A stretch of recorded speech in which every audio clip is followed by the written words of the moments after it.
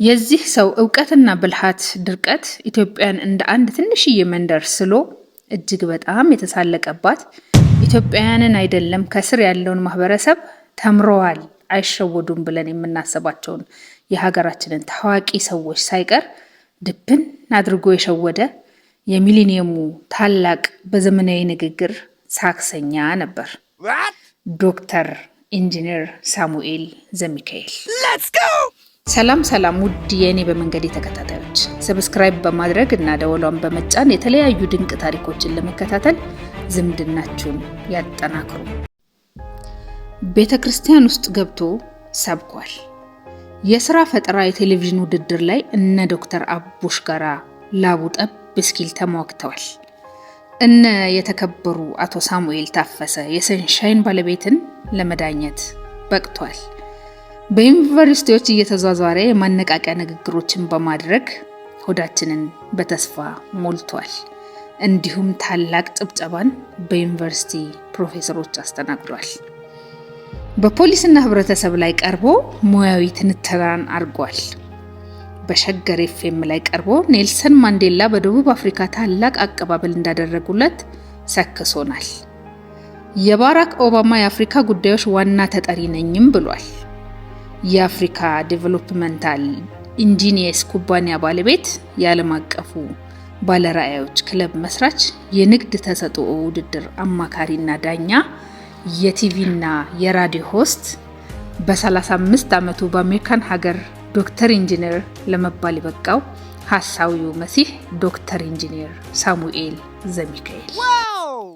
ቀይ ቁመናው ያማረ ሲናገር ትህትናው ሲተነትን አስምጦ እንደ ውብ ዜማ በልቦናችን በመስረግ ሁሉንም ከሊቅ እስከ ደቂቅ እጅ ወደ ላይ በማስደረግ ያሳመነው ዶክተር ኢንጂነር ሳሙኤል ዘሚካኤል የአንድ ወቅት የኢትዮጵያ መነጋገሪያ በመሆን እስከ ፕሬዝዳንት ግርማ ወልደ ጊዮርጊስ ቢሮ በመግባት አብሯቸው ፎቶ ተነስቷል።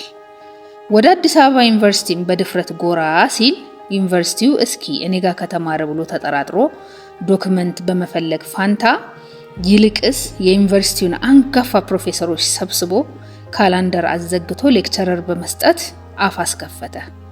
እጃቸውንም ለጭብጨባ አዘጋጀ። ሁሉም በሱ ስኬት በመደነቅ ውሸቶቹን አምኖ በተመስጦ ይከታተለው ጀመር። ሳሙኤል ዓላማ አድርጎ በገባበት ቢሮ ሁሉ ተቀባይነቱ እየናረ የቀፈላ ህይወቱን እያስተካከለ በ2007 አካባቢ ዶክተሩን ነካ አይኔን ነካ ለህዝቡ። እሱም ቢሆን እንኳን እቺን ቀዳዳ አግኝቶ ይቀርና ድሮውንም አቅዶና አልሞ የመጣበት በመሆኑ ያንን ሁሉ ምሁር አስቀምጦ ማይኩን ከፍ በማድረግ በቅንጦት አነጋገር ሃርቫርድ ዩኒቨርሲቲ ውስጥ እያለው በሰራሁት የመመረቂያ ጽሑፌ የኢትዮጵያን የትምህርት ፖሊሲ ከመነሻው የተጣመመ እንደሆነ ለማወቅ ችያለሁ በማለት ያንን ሁሉ ዶክተርና ፕሮፌሰር እጁ እስኪቀላ በማስጨብጨብ ሳይማር ያስተማረ ጀግና በመሆን ስኬታማ ሆኖ ዩኒቨርሲቲውን ለቀቀ። ከ38 የሀገር መሪዎች ጋር መገናኘቱን እንዲሁም በተማረበት ቦታ ሁሉ የአንደኝነትና የማዕረግ ተመራቂ እንደነበር፣ በተለይም ደግሞ የአሜሪካው ፕሬዝዳንት ባራክ ኦባማ ቢሮ እንደሆነ ሲናገር የማጨብጨብ ብቃት ያለው ምሁር ጠቅላላ ያጨበጨበለት፣ ውሸቶቹ እየተሰራጩ የግነት አድናቆቱ እየበረከተ ከሱ ጋር ለመስራት ፍላጎት ያለው ባለሀብት በሙሉ ወደሱ ይጎርፍ ጀመር። ድፍረት ለራሱ ውሸቶችን እንዲያምን ያደረገው ዶክተር ኢንጂነር ባዩ ሳሙኤል ዘሚካኤል ቀስ በቀስ ውሸቶቹ እየወጡ እየተጋለጡ ሲመጣ ሲክብም ሆነ ሲንድ ደቂቃ የማይፈጀው የኢትዮጵያ ሕዝብ እያንዳንዱን ውሸት ማጋለጥ ሲጀምር አዲስ አበባ ዩኒቨርሲቲም ማጣራት በማድረግ የዩኒቨርሲቲው ተማሪ እንዳልነበር ይደርስበታል። ይህን የማጭበርበር ወንጀል የአዲስ አበባ ፖሊስ በማጣራት በ3 ክስ ቢከሰውም አንዱን በመካድ በሁለቱ ጥፋተኛ በመሆን የተፈረደበትን ውሳኔ በአዲስ አበባ ማረሚያ ቤት ገብቶ እስሩን በማጠናቀቅ ተፈቷል።